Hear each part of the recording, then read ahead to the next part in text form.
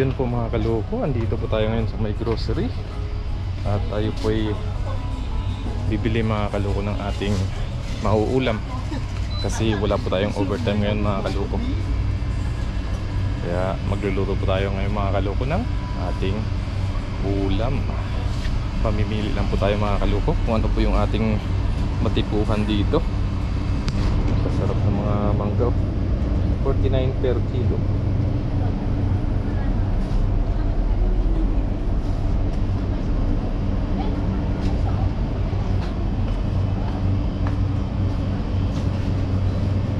Langka din dito.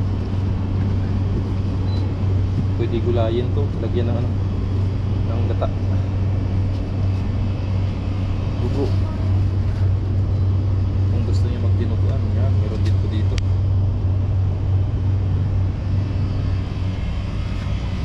Ang dami din itong ito.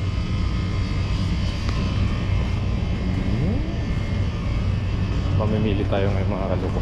Siguro ano na lang, paan ng manok, kung may paan ng manok. Ayun, dami. Hindi meron 66, 64. So syempre 64 tayo mga kaluko. Yan. Mura na yung piliin natin. Mag-isa lang naman tayo. Yun mga kaluko, pampano 116 yung kilo ng pampano. Yan, tilapia 66, 81, 64. Uy, ito yung nahuli natin mga kaluko sa dagat, oh. Namimingwit tayo. Ayan, ito yung nahuli ko. Maliit lang po dyan yung nahuli ko. Medyo siguro mga 3 fingers. Yan, ito nakahuli na rin po ako nito mga kaluko, pangpan. Masarap yan, malaman. Pili po tayo mga kaluko ng ating sasawag na gulay dito. Sayote. Ayun, sayote. Yan, isahog na to natin lahat. 38, 37. Siyempre pipili po tayo mga kaluko ng medyo mura lang. 37 na yung pinakamura.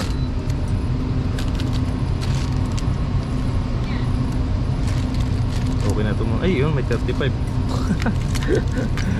Wais lang.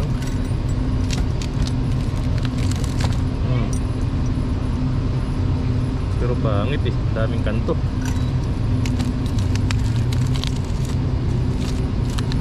Dito na tayo sa 37 mga kaluko. Okay na tayo dyan, 37.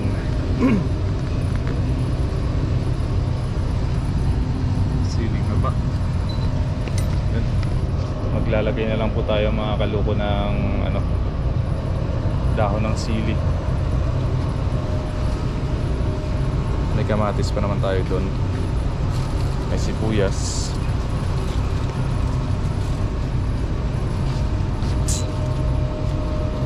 Ano pa?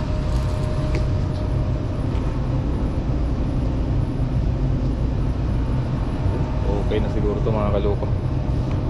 Okay na po ito. 37 plus 64. Yun, 101. Tama ba ako? 101. Yun. Bayad na tayo mga kaluko. Bayad na tayo mga kaluko. Makauwi na po tayo.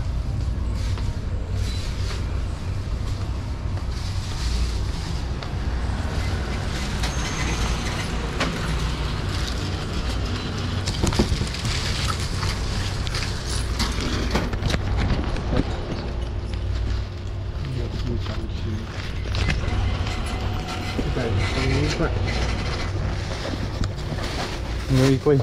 OK，100件好了。 Kasi naka-discount po tayo mga kaluko ng 180.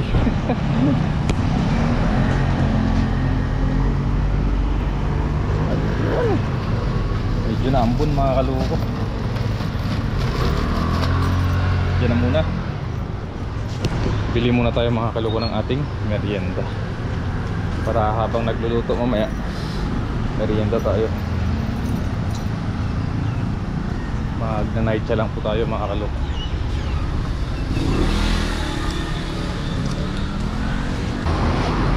Okay, ubi night siya. Ubi night siya. Igo. Ah, nata, iyo ah. Nata.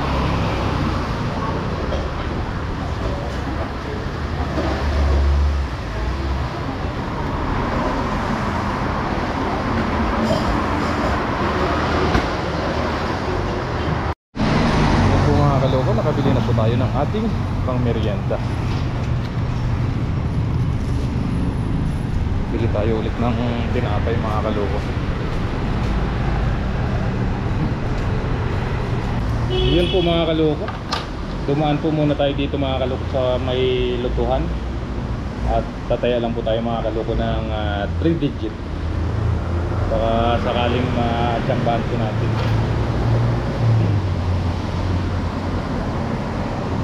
Worth of 75 NT lang po mga kaloko yung taya natin. Mag straight lang po tayo. Malay mo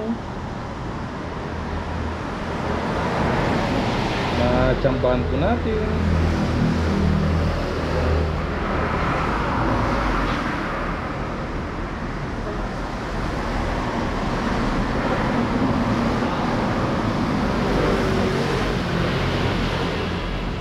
Yan po mga kaloko. Sana po maswertehan po natin mga kaloko. Yun mga kaloko, tayan lang po natin ito mga kaloko, tapos uwi na po tayo para makapagluto na po tayo ng ating ulam.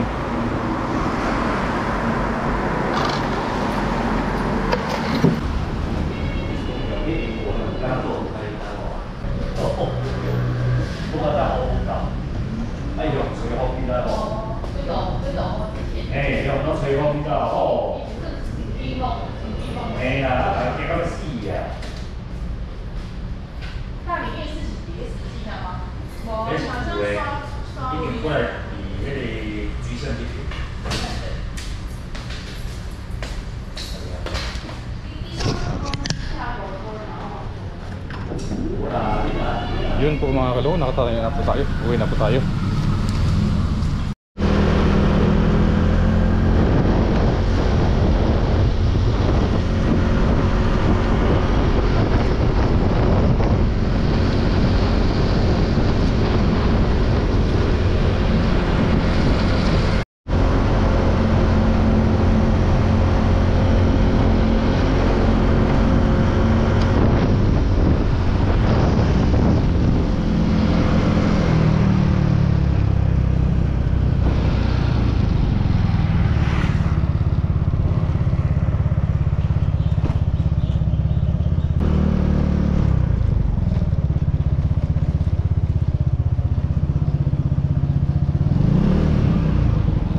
Ayun po mga kaloko, nakauwi na po tayo ng bahay.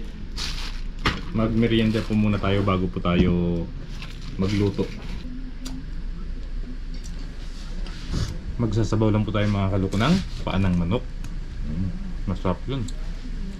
Masarap kasi mga kaloko yung paa ng manok kasi malasa siya.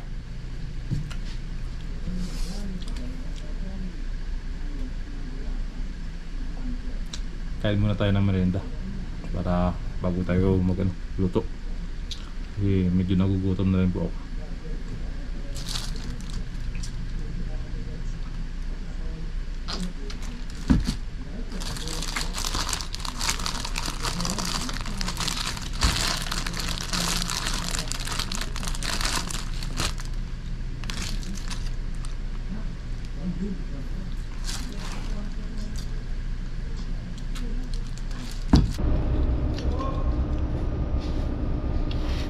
Yun, what's up mga kaloko. Linisan na po natin mga kaloko yung ating paa ng manok. Ayan na po mga kaloko. Yan. Yung sayuti natin. At yung sayuti natin mga kaloko. Dito po tayo mga kaloko sa labas naglinis kasi wala pong tubig dun sa loob. Sira po yung yung staka ng tubig inaayos. Hanggang ngayon hindi pa natapos. Tanggalan lang po natin itong mga kaloko ng kuko, tapos babalatan po natin yung ating sayote para makapagluto na po tayo.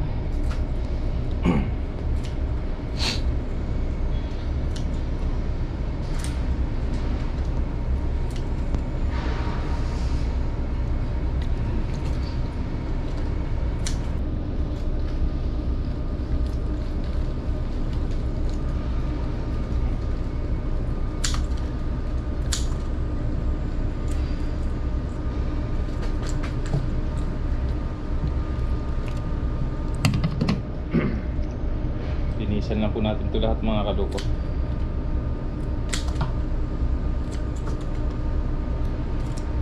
Yan po mga kaloko, malalaki po ng paa ng manok po.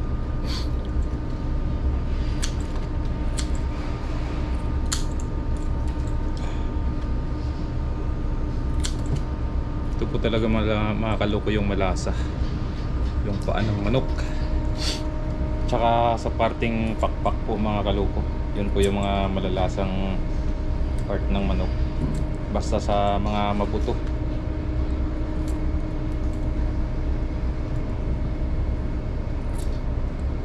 Pag niluto mo kasi siya, parang yung ano ng buto humahalo dun sa sabaw.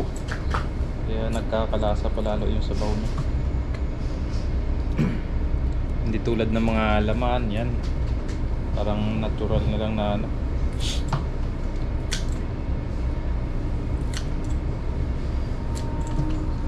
Masarap talaga pag may mga buto-buto. The best talaga yung lasa.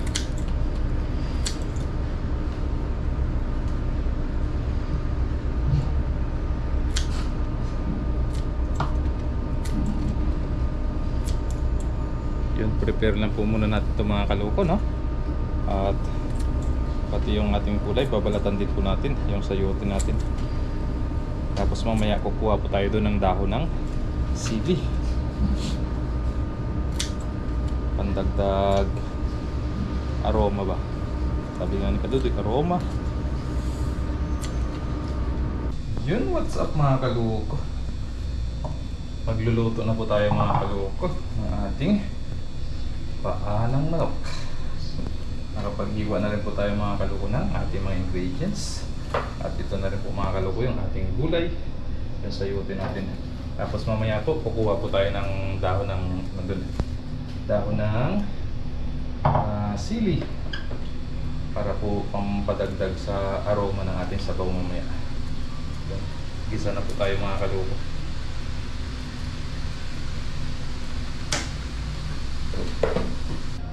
Start tayo mga kaloko. Mag-start.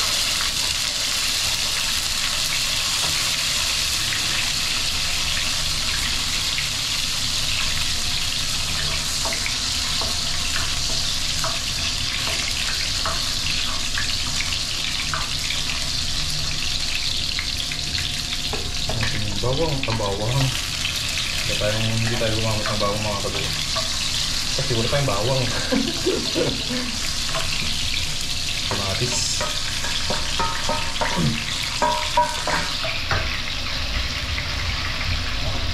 Pulahin muna natin mga kaloko.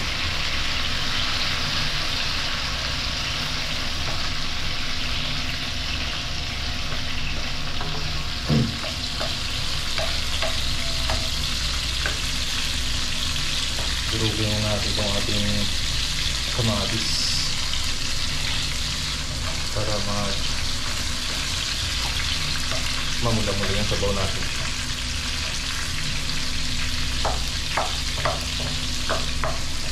Sa amin, sa Iloilo, yung ginagawa dito, tanglad yung nilalagay namin mga kaloko. Sa Nueva Ecija naman, luya.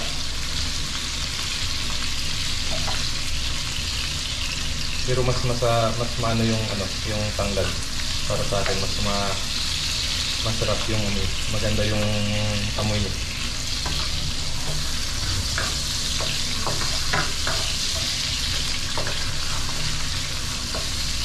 Saka yung sabaw. Sa mga seafoods, sa mga shell, yun, tanglad, masarap din yun. Sanayan lang kasi yan mga kaloko, depende sa lugar. Design na po natin ito mga kaloko, yung ating paa ng manok.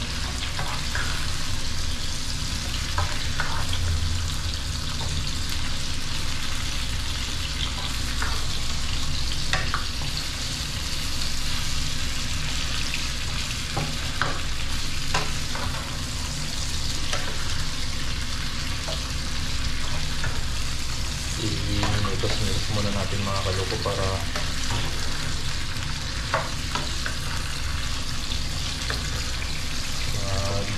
brown siya bago natin lagyan ng tubig.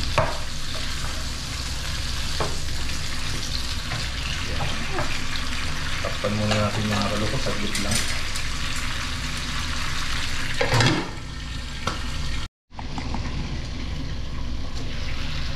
Yun na po mga kaloko.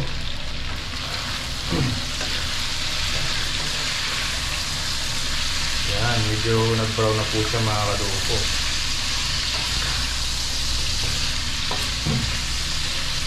Lagyan na po siya natin mga kaloko ng tubig.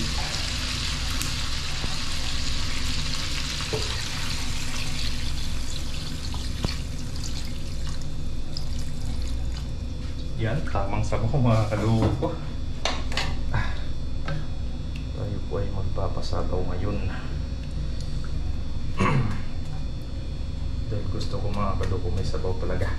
Dahil sa sabaw ako bumabawi. Siyempre, lumabas yung lakas natin kanina mga kaloko sa trabaho, kaya kailangan natin humigop ng sabaw.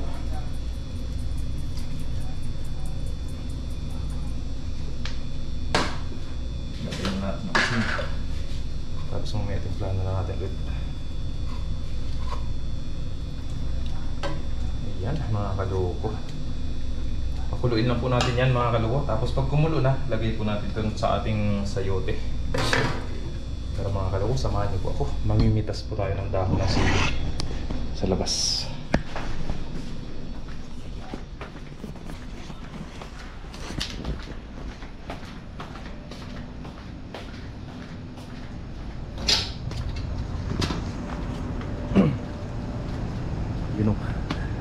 Grabe, kakaulan lang po mga kaloko dito, kaya ito, pitasin na natin to. Pampa ano lang sa sabaw natin.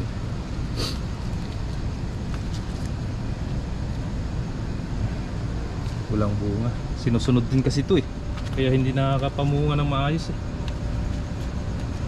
Dapat pag ganito, tatanggalan mo siya ng dahon para sa bunga mapunta yung nutrients na nahihigop ng puno. Pero may mga bulaklak na siya. Kasi pag maraming dahon yung isang tanim, sa dahon na pupunta yung mga nutrients na dapat sa bunga na napunta. Tulad sa talong, yan, pag talong dapat mo siya ng dahon, tanggalan. Huwag mo namang ubusin, tanggalan mo na siya para kumunti, para sa bunga mapunta. Saka yung talong pag ganon, mabilis po siyang lumaki yung bunga, kasi salong-salo niya lahat ng nutrients doon na nahihigop ng kanyang puno. Kaya ito, tanggalan natin ng dahon. Kasama ko, tanim ng kasama ko to Pagbubulat na lang bukas yun, wala ng dahon yung kanyang sili.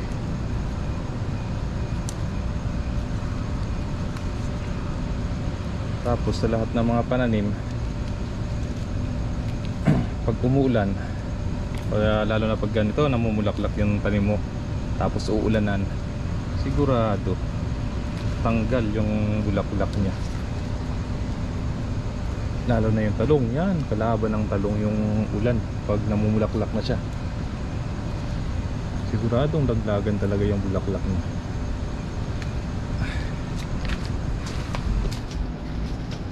po, papaya oh. Kaso lang maliit pa.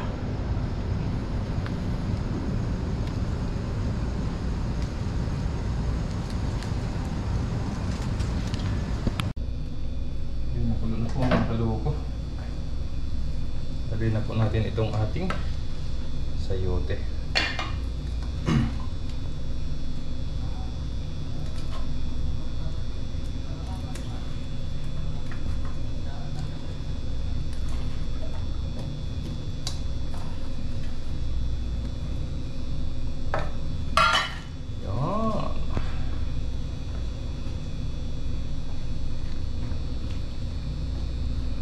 Palambutin lang po natin mga kaloko yung ating sayote.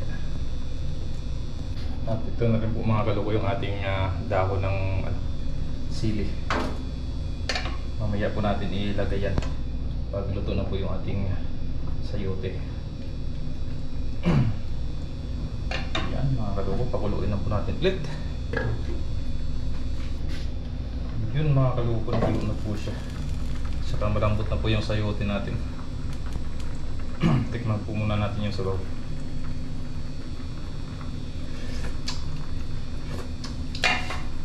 Kulang sa asin.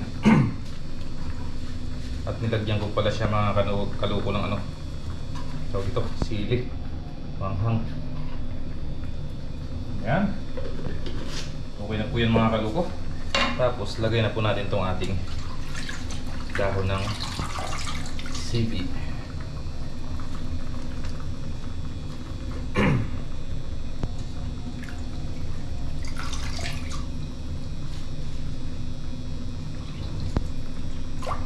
Yan, sigurado yan mga kaloko talaga.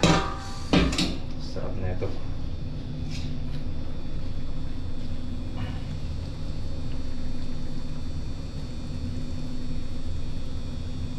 Okay na po itong mga kaloko. Kain na po tayo pag naluto po itong ano natin, dahon ng sili. Pero saglit lang naman ito mga kaloko. Kaya takpan mo na nga lang ito eh. Yun. Kasunod yan mga kaloko, alam nyo na, kainin na na. Ang bango. Yun mga kaloko, luto na po yung ating sinabawang paa ng manok. Yun, kain na po tayo mga kaloko. Thank you Lord. Kain po mga kaloko, sabay niyo po ako.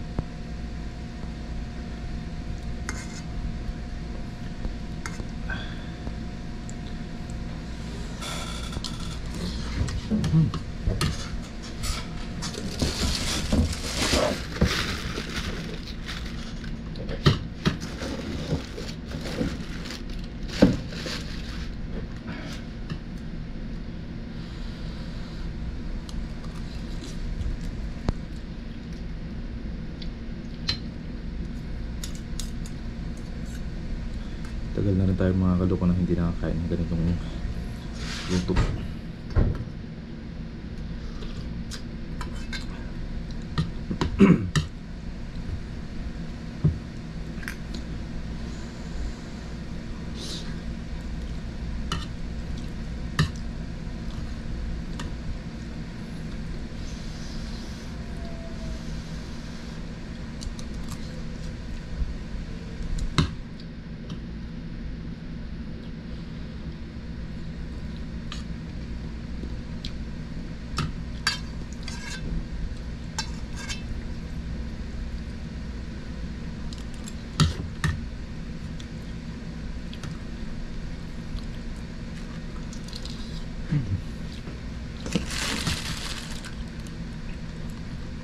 Iba talaga mga kaloko yung lasa niya.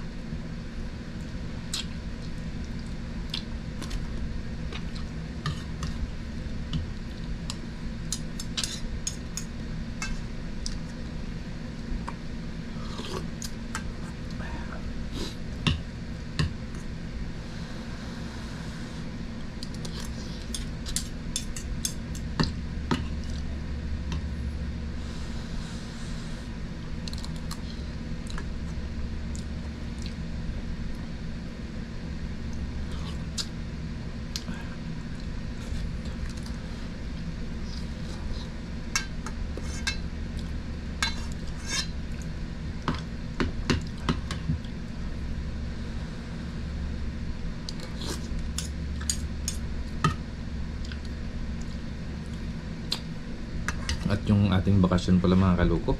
Nalalapit na po yung bakasyon natin. Magbabakasyon po tayo mga kaloko sa Pilipinas.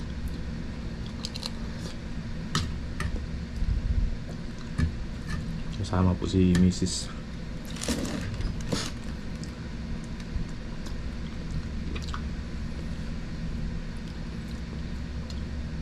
Medyo matagal na rin po tayo hindi nakauwi ng Pilipinas mga kaloko. Halos ano yata, magsi 7 years na.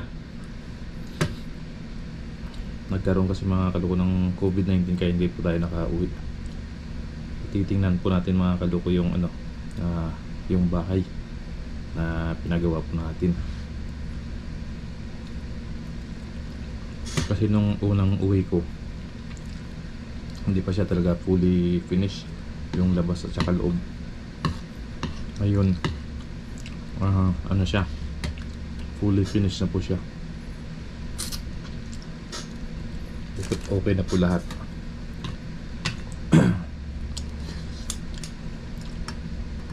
Kaya uwi po kami ni Mrs. mga kaloko sa Pinas. Pero saglit lang kasi yung ano ni Mrs. is 2 weeks lang yung binigay sa kanya ng ano, kanyang company na bakasyon. Kaya sumama na rin po ako para maano din natin yung ano, yung simoy ng hangin doon sa Pilipinas.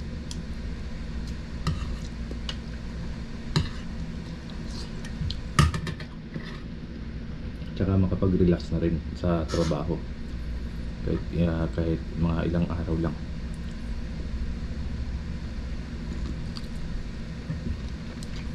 Makapagpahinga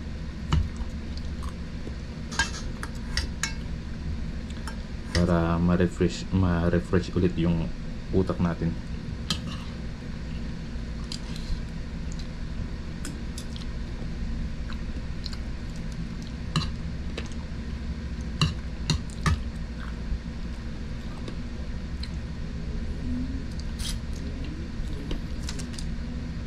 Tsaka gusto ko po mga kaloko makita yung mga anak ko kasi nung unang ano ko, uwi ko, elementary pa lang sila.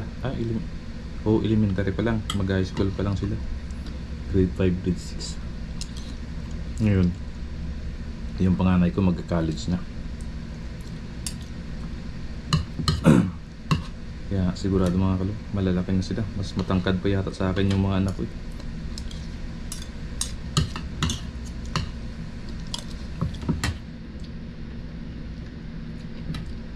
Ngayon ito nga binata na.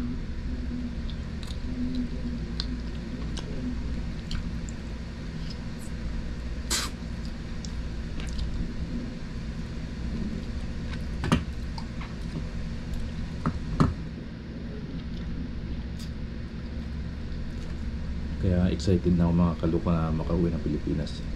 Kahit saglit na panahon lang.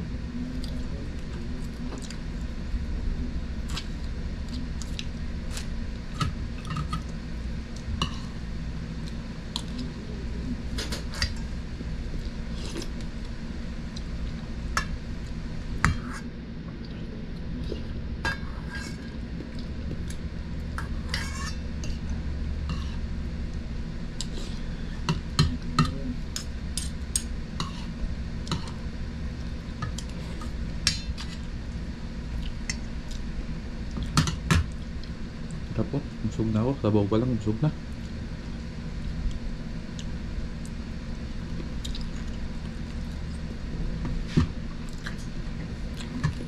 Tsaka doon na rin mga kaloko magse-celebrate ng birthday si Mrs. kasi yung birthday ni Mrs. is August 13 yung birthday niya. Ay saktong sakto sa bakasyon namin.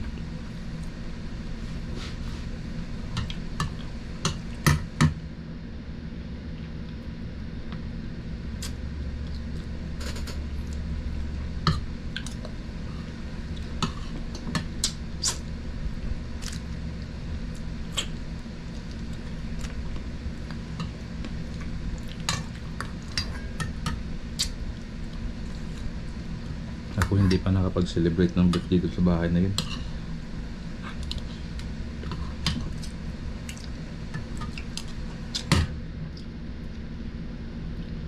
May ilang taon pa tayo mga kaloko na bubunuin para matapos yung 12 years natin.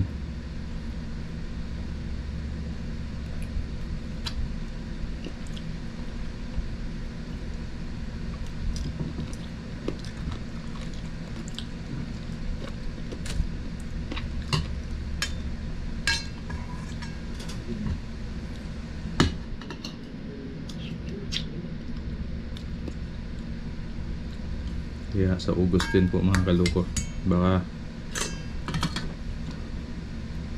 mga August 5 siguro. Ay, August 5 mga 4, hindi ko lang alam kung makapagpangisda pa ako nun.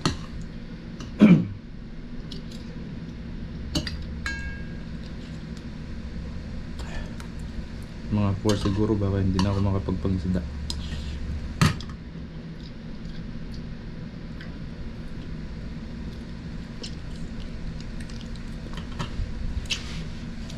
Tingnan na lang natin mga kalupo.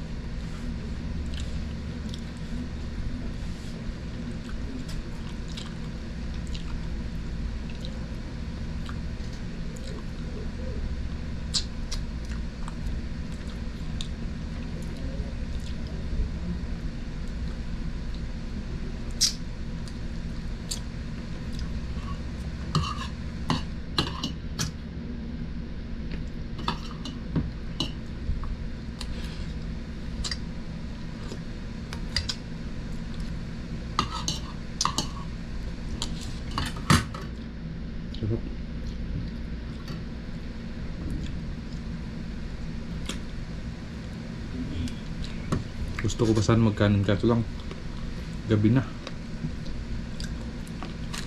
Tirahin na natin ng ulam.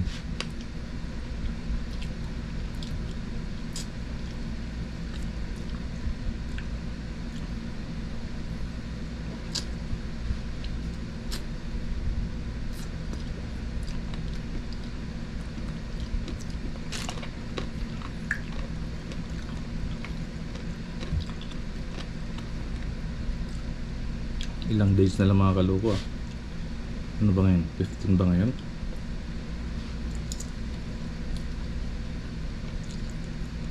So 10 kami uwi. Mga 12 days na lang.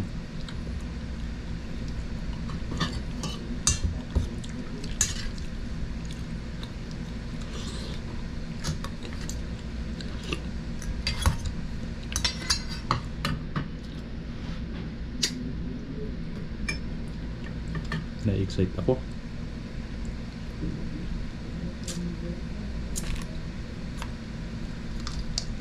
Saktong-sakto yung mga kaloko kasi sa kampanya namin wala naman masyadong overtime sa ano namin sa area. Wala masyadong OT. Kaya siguro pumayag sila na magbakasyon ako.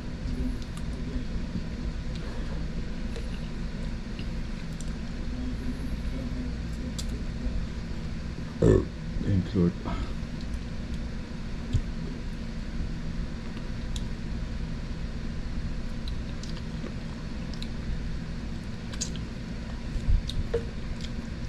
Sarap talaga nitong pa.